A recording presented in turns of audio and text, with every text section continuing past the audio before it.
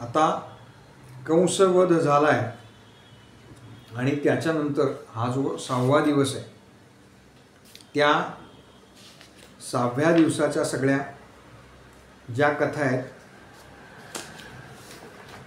तर त्याच्यामध्ये प्रामुख्याने कंसवधानंतर ज्यावेळेला भगवंतांनी उग्रसेन राजाला मुक्त केलं आणि त्याच्यानंतर आपल्या मातापित्यांना मुक्त केलं म्हणजे वसुदेव आणि देवकी, त्यानंतर भगवंतांचं आणि बलराम दादांचं उपनयन झालेलं आहे. आणि आपण जे भगवंतांनी सांदीपनी ऋषींच्या आश्रमामध्ये जे शिक्षण घेतलं ते भगवंतांनी या कालावधीमध्ये घेतलेलं आहे. म्हणजे उपनयन झाल्यानंतर ते गुरुगृही गेलेले आहेत. त्याच्यापूर्वी भगवंतांनी अक्रूर आणि कुब्जा यांना वचन दिलं होतं. अक्रूरांना पण भगवंतांनी सांगितलं होतं मथुरेमध्ये मी तुमच्या घरी येईन. अजून एका माळ्याचा उल्लेख आहे, भगवंत त्याच्याकडे गेले तसा, पण प्रामुख्याने भगवंतांनी दोघांना वचन दिलं होतं की मी तुमच्याकडे येईन. त्याप्रमाणे अक्रूरजी आणि कुब्जा या दोघांकडेही भगवंत गेलेले आहेत. हे एका बाजूला सुरू आहे. जसं मी अगदी पहिल्या वेळेला तुम्हाला सांगितलं होतं की भागवतामध्ये काही गोष्टी ह्या ज्याला आपण आत्ताच्या सिनेमाच्या भाषेत फ्लॅशबॅक म्हणतो तशा घडत आहेत. काही गोष्टी जशा आपल्या आयुष्यामध्ये पॅरलल घडत असतात. म्हणजे आपल्या घरामध्ये एक गोष्ट चाललेली असते, त्याच वेळेला आपल्या नातेवाईकांकडे त्याच पद्धतीची किंवा वेगळ्या पद्धतीची गोष्ट चालू असते. पण त्यातल्या ज्या कथा भगवंतांच्या जीवनाशी निगडीत आहेत अशा भागवतामध्ये आलेल्या आहेत.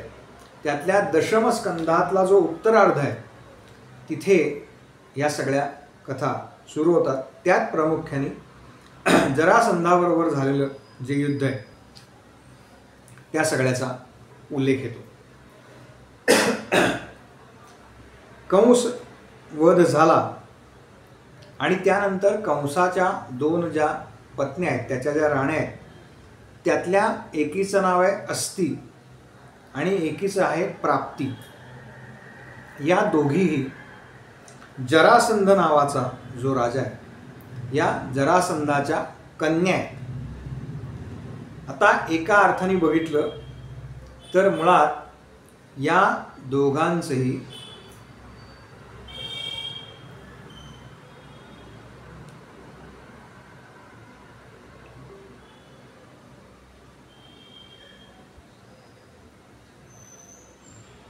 आवाज येतोय ना? हां, मी रिजॉईन करू. मुळात या दोघांचंही आपापसामध्ये वैर आहे, म्हणजे कंसाचं आणि जरासंधाचं सुद्धा. कारण हे 2 वेगवेगळे राजे आहेत. पण ज्याप्रमाणे राजकारणी लोक, आत्ता आपण कलियुगामध्ये सुद्धा हे बघतो बघा की राजकारणामध्ये म्हणजे उघड ते कितीही विरोध करत असले एकमेकांना तरी आत्मनं त्यांचं हे ज्याला साटलोटं म्हणतात तसं कुठेतरी झालेलं असतं. अगदी त्याच पद्धतीनं जरासंधानी आपल्या मुली कंसाला दिल्या. याचं कारण कंस हा एकतर बलशाली आहे, ताकदवान आहे, पण त्याचा साम्राज्य विस्तार करत असताना त्यानं आपल्यावरती स्वारी करू नये. आणि त्याचबरोबर जरासंधसुद्धा अत्यंत बलशाली आहे हे कंसाने ओळखलं आहे आणि आपल्या साम्राज्य विस्ताराला त्याची अडवणूक म्हणजे त्याच्याकडून अडवणूक होऊ नये हा सुद्धा कंसाचा विचार आहे. म्हणून या दोघांनी आपापसामध्ये ज्याला जावई आणि सासरा अशा पद्धतीचं हे नातं आहे. आणि जरासंधाच्या त्या 2 मुली परत आल्या आणि जरासंधाने असं ठरवलं की ज्या कारणामुळे म्हणजे ज्याच्यामुळे माझ्या मुलींना वैधव्य प्राप्त झालं त्याला मी जिवंत सोडणार नाही, ही पृथ्वी जी आहे सगळी ती मी यादव रहित करीन. यदुकुळातले आहेत भगवंत, त्यामुळे सगळ्या यादवांना मी संपवून टाकेन, अशी त्यांनी प्रतिज्ञा केली. आणि त्याने आपलं सगळं सैन्य जमवलं. आता हे सैन्य किती आहे तर 23 औक्षहिणी सैन्य आहे.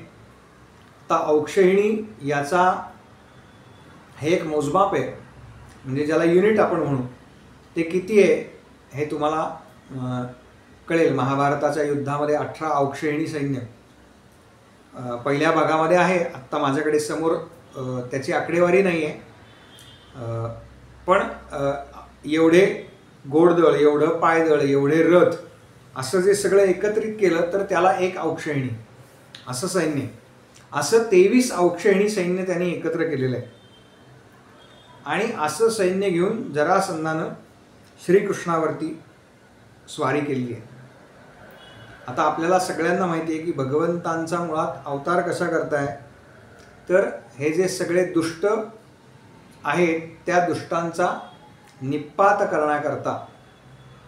आणि म्हणून भगवंतांनी आणि बलराम दादांनी असा विचार केला की आत्ता जर जरासंधाला मारलं तर जरासंध संपून जाईल, पण त्याचं हे जे सैन्य आहे जे म्हणजे बघा महाभारतात फक्त 18 औक्षहिणी सैन्य मारले किंवा गेलं आपण म्हणतो.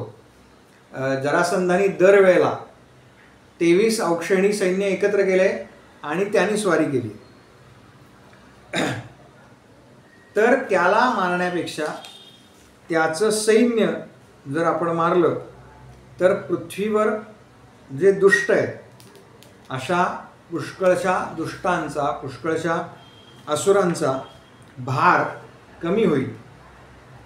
आणि हेच भगवंतांचं ब्रीद असल्यामुळे एकदा नाही, दोनदा नाही, तीनदा नाही, तर 17 वेळा जरासंधाला अशा पद्धतीनं म्हणजे त्याचं सैन्य मारायचं आणि त्याला सोडून द्यायचं, त्याला सुद्धा भगवंतांनी पकडलेलं नाही.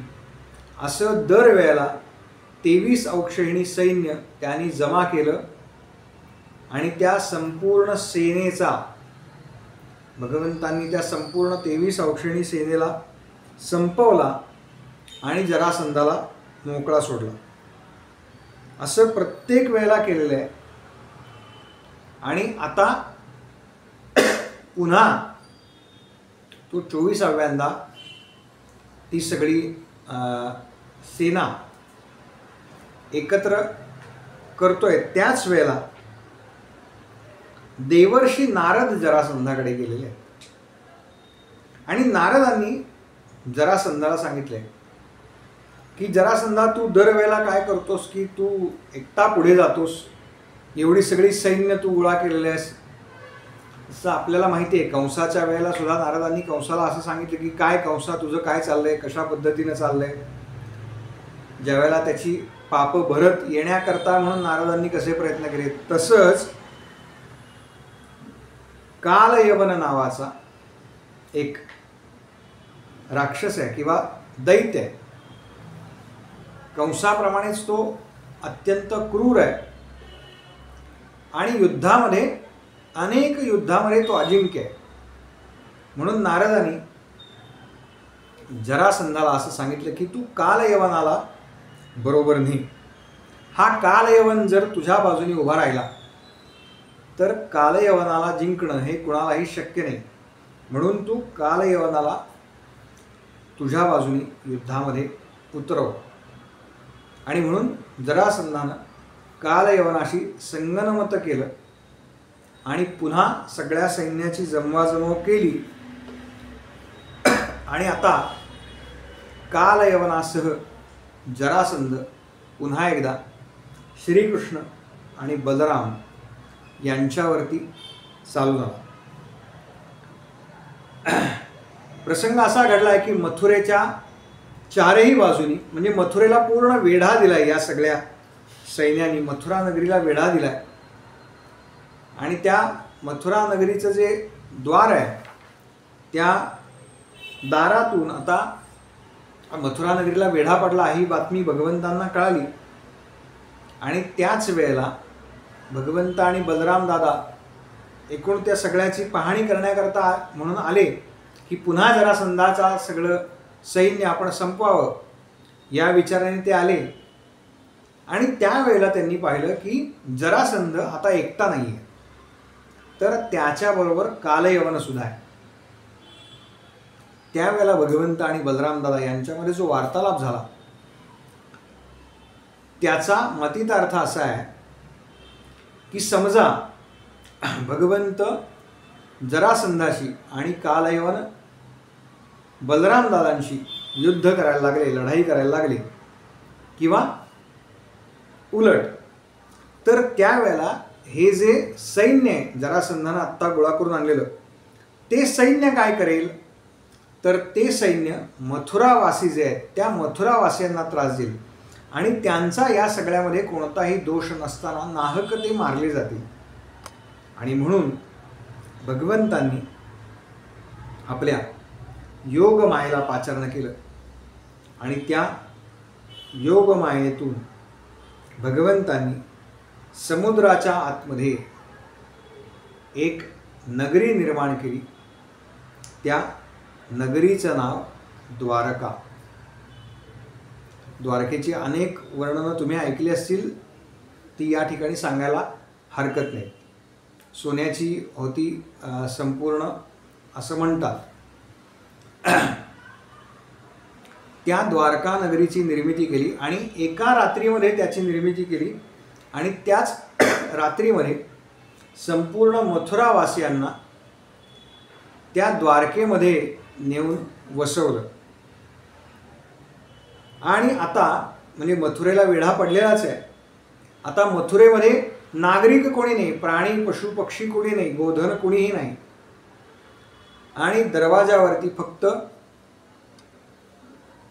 श्रीकृष्ण आणि बलराम दादा हे दोघेच जण आहेत. आणि म्हणून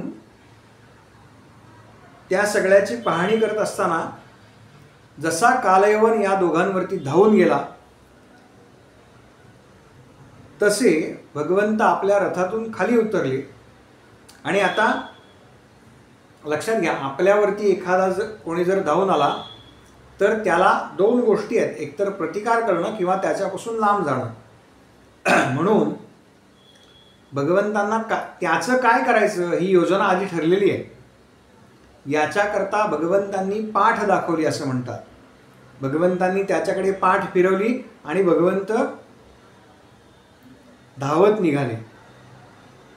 ज्या ठिकाणाहून भगवंत किंवा तो जो सगळा भाग आहे त्या ठिकाणी आज भगवंतांचं मंदिर आहे. रणातून पळून गेले म्हणून रणछोड दास असं त्यांचं नाव आहे, असं त्यांचं नामकरण त्यांनी अभिमानाने धारण केलेलं आहे. आणि त्या रणछोड दासाचं आज मंदिर आहे त्या ठिकाणी. हा झाला व्यावहारिक अर्थ. आणि यातला पारमार्थिक अर्थ असा आहे की भगवंतांनी जर एकदा तुमच्याकडे पाठ फिरवली तर लक्षात घ्या त्याचं काहीही खरं नाही. हे सांगण्याकरता हे प्रतीक आहे. जोपर्यंत भगवंतांची तुमच्याकडे पाठ नाही तोपर्यंत तुमचं सगळं व्यवस्थित चाललेलं आहे. तोपर्यंत आपल्या सगळ्यांवरती भगवंतांची कृपा आहे. पण एकदा का भगवंतांनी आपल्याकडे पाठ फिरवली की काय होतं, तर कालयवनाचं जे झालं तेच होतं.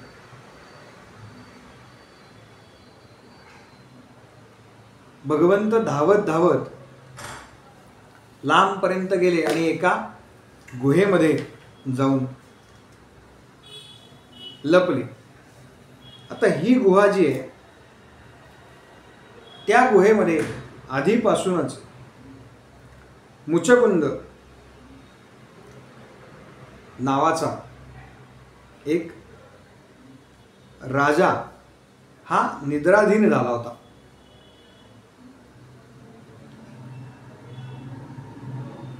भगवंतांनी आपला शेला त्याच्या शेजारी अंथरला टाकला आणि भगवंत एका ठिकाणी जाऊन तिथेच गुहेमध्ये लपले. जसा हा कालयवन भगवंतांच्या मागे धावत धावत धावत धावत आला आणि त्यानं बघितलं की कोणीतरी झोपलंय, ज्या अर्थी श्रीकृष्णाचा शेला त्या ठिकाणी बघितला, तेव्हा त्याला असं वाटलं की श्रीकृष्णच त्या ठिकाणी झोपलेला आहे, मला कदाचित तो फसवतोय. आणि म्हणून कालयवनानं लाथ मारली असा उल्लेख आहे.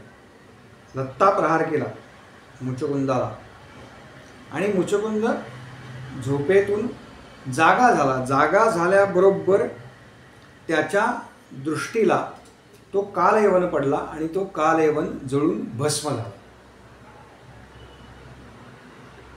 जळून भस्म झाल्यानंतर त्या ठिकाणी भगवंत पुन्हा उठून उभे राहिले आणि त्याला प्रत्यक्ष भगवत दर्शन झालं मुचकुंदाला. आता हा मुळात मुचकुंद कोण होता त्याची कथा या सगळ्याला जोडून येते. मुचकुंद नावाचा राजा बराच आधी होऊन गेलाय. त्यानं देव आणि दानव यांच्या युद्धामध्ये देवांचे सेनापती पद त्यानं स्वीकारलेलं आहे. म्हणजे कार्तिक स्वामी ज्या वेळेला दुसऱ्या एका युद्धावरती होते, देवदानवांच्या वेगवेगळ्या जी युद्ध चालायची त्यात कार्तिक स्वामी हे प्रमुख आहे देवांचे सेनापती म्हणून. तर ते जेव्हा दुसऱ्या लढाईवरती गेले होते त्यावेळेला त्यांची जागा या मुचकुंदानं स्वीकारलेली आहे. आणि त्यानं जरी युद्ध, आपल्याला माहिती आहे युद्धाचे पण काही नियम आहेत सूर्योदयापासून सूर्यास्तापर्यंत, पण सूर्यास्त झाल्यानंतर सुद्धा हा जो राजा आहे तो आपल्या सेनेच्या रक्षणाकरता किंवा कुठे काय चाललंय, कुठल्या काय सैनिकाला काही लागलंय का, तर हे बघण्याकरता दीर्घकाळ त्यानं झोप घेतलेली नाही, विश्रांती घेतलेली नाही. अहोरात्र तो या सगळ्यांची सेवा करण्यामध्ये गुंतला आहे. आणि ज्या वेळेला कार्तिक स्वामी परत आले, देवदानव युद्धामध्ये देवांचा विजय झाला, त्यावेळेला कार्तिक स्वामींनी याला विचारलं की तुला काय वर हवं आहे, तुला किंवा तुला काय हवं आहे या सगळ्याचा युद्धाचं फलित म्हणून.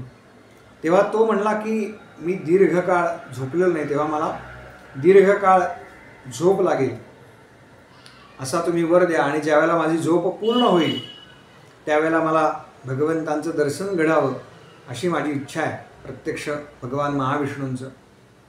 म्हणून देवांनी त्याला असा वर दिला की तू दीर्घकाळ एका गुहेमध्ये जाऊन विश्रांती घे.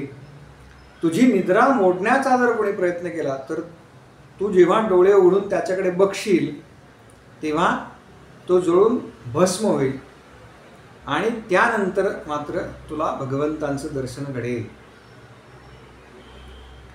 आणि हे सगळं भगवंतांना माहिती आहे, म्हणून भगवंतांनी कालयवनाला त्या गुहेमध्ये घेऊन आले.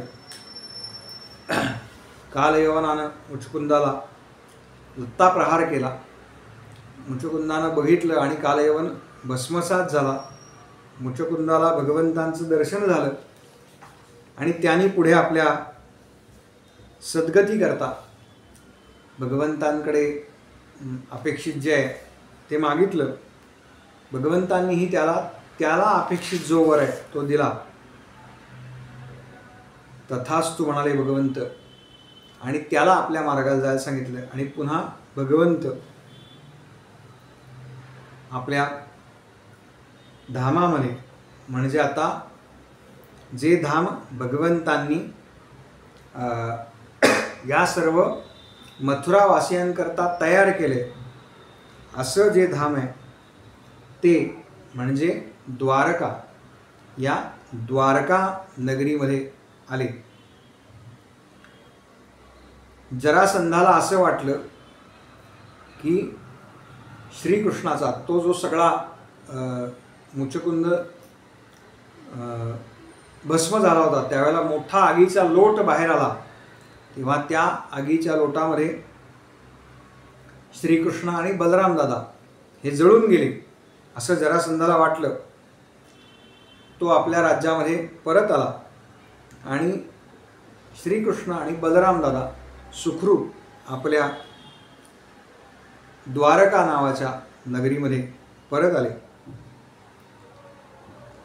आणि त्यानंतर स्वाभाविकपणे वयानं मोठे असल्यामुळे बलराम दादांचा विवाह रैवत नावाचा जो राजा आहे त्याची कन्या रेवती हिच्याशी झाला.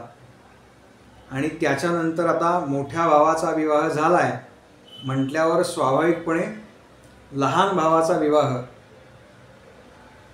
ही जबाबदारी, ह्या जबाबदारीची जाणीव झाली मातापित्यांना. आणि म्हणून पुढे भगवंतांचे जे सगळे विवाह झाले त्याच्या कथा आपण उद्या सविस्तर ऐकूया. गोपाल कृष्ण भगवान की जय. गोपाल कृष्ण भगवान की जय. गोपाल कृष्ण भगवान की जय.